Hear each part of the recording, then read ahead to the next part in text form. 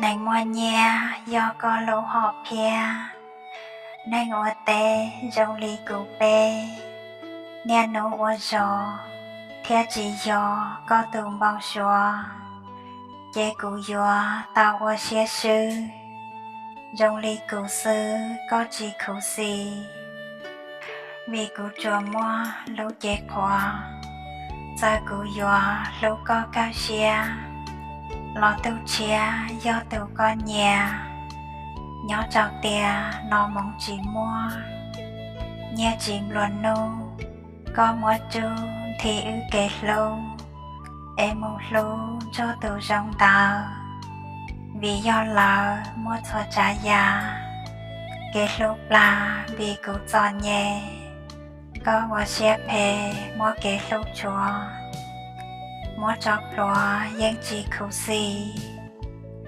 Cụ chỉ tù xia chẳng có mô. Cụ mà to nấu lúa chỉ lù. Do mua nấu có trao cho chè. Chè thọ khea thiết tì cho lò. Cụ chẳng lù có lì cụ.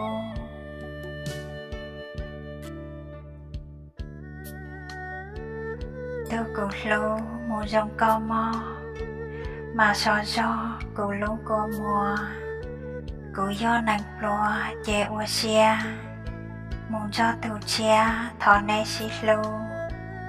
Tu nàng cụ dòng ly cụ nò. Ua xia cho có mù tư dư. Chỉ bú trừ cho loa bao. Chả có ra mùa. Muốn cho lùa chê ua nàng có rong. Cụ cho mong giá trị chùa có. Cụ dùa cho qua lưu xe đà. Lo dùa ta chỉ tao có kế lưu. Vì tiền lưu nay nhỏ tiền nò. Sau tháng cho mùa rong bú lùa. Cụ do nặng lùa chỉ tu xe hò. Có xài gió lời mò lên nụ. Chè có mù chả có xe nhà. Ê cả lia chè nhà mù nhà. Vì hai tia cụ nó cho nhẹ. Nhó bó bè tê ya xa. Sứ chè ba chỉ tao có. Cụ chỉ gió này mua nhẹ chè.